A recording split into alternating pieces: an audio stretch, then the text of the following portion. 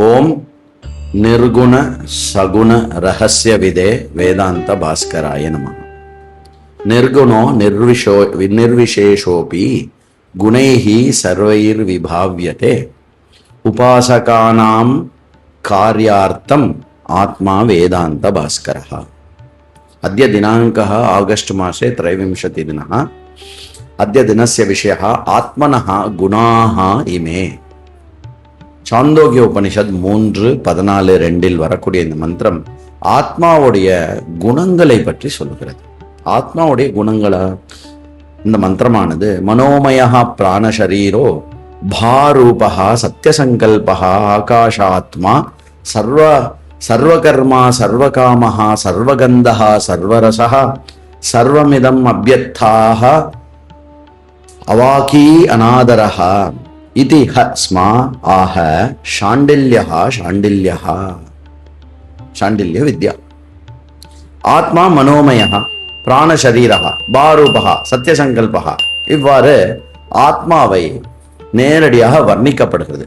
ஆத்மாவே மனதாக இருக்கிறது, ஆத்மாவே பிராணனாக இருக்கிறது, ஆத்மா ஒளி பொருந்தியதாக இருக்கிறது, ஆத்மா சத்திய சங்கல்பனாக இருக்கிறது, எண்ணியதை எண்ணியாங்கு முடிப்பதாக இருக்கிறது, ஆத்மா ஆகாஷாத்மா அனைத்துமாய் விரிந்து கிடக்கிறது, எல்லா கர்மங்களாகவும் ஆத்மாவே இருக்கிறது, எல்லா காமங்களுமாகவும் ஆத்மாவாக இருக்கிறது, எல்லா கந்தம் எல்லா ரசம் எல்லாமே ஆத்மாவாக இருக்கிறது அப்படின்னு சொல்றோம். ஆத்மா அவாகி அவாகி ஆத்மா அநாதரஹா இதி உபாசித இதி சாண்டில்ய மகர்ஷிஹி ஆஹ. உபர்யுக்த சகல குணைஹி யுக்தஹ ஆத்மா இதி பரமாத்மானம் ஸ்ரத்தையா உபாசகஹ உபாசித. இவ்வாறு சொல்லப்பட்ட சாந்தோக்கிய உபனிஷத் சாண்டில்ய மகர்ஷியால் ஆத்மாவுடைய குணங்களை ஒரு உபாசகன் மனதில் கொண்டு ஸ்ரத்தையாக ஆத்மாவை இவ்வாறு உபாசித்து வர வேண்டும். மனையேவ ஆத்மனஹா பிரதான பூதஹா உபாதி.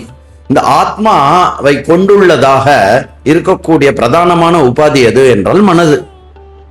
மனோத்வாரேனைவ ஆத்மனஹா தர்சனம் பவேத். மனது என்ற துவாரத்தை அந்த வாயிலை கொண்டுதான் ஆத்மாவை தரிசனம் செய்ய முடியும். மனశ్చ ஆத்மனஹா சமீபதமம். அதாவது ஆத்மாவுக்கு மிக அருகாமையில் எது இருக்கிறது என்றால் மனது என்று இதனால் இந்த காரணத்தினால் சொல்லலாம். தஸ்மாத் ஆத்மா மனோமயா. அதனால் ஆத்மாவேதான் மனம் முழுவதும் என்னவாக இருக்கிறது? ஆத்மாவாக இருக்கிறது.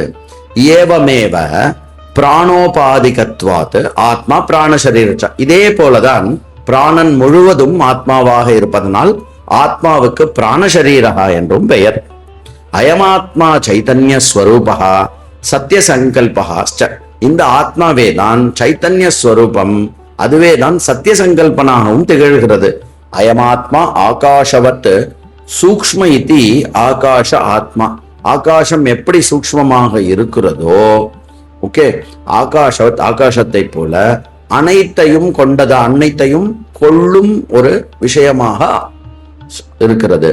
சர்வ காமஹா சர்வ கர்மா சர்வ கந்தா சர்வ ரசஹா சர்வ வியாபகஸ்ச ஆத்மா வாகிந்திரிய ரஹிதத்வாத் ஆத்மா அவாகி. எல்லா விஷயங்களாகவும் இருக்கக்கூடியது ஆத்மா. வாகிந்திரியம் இல்லாததனால் அதற்கு அவாக் அப்படின்னு ஒரு பெயர். வாக் இல்லாதது. கிரியாரஹிதஸ்ச ஆத்மா. இது எதை குறிக்கிறதுனா ஆத்மாவுக்கு எந்த கிரியையும் கிடையாது. வாக்கு இல்லைன்னா எந்த கிரியையும் கிடையாது. ஏவம் ஆத்மா உபாசியகா.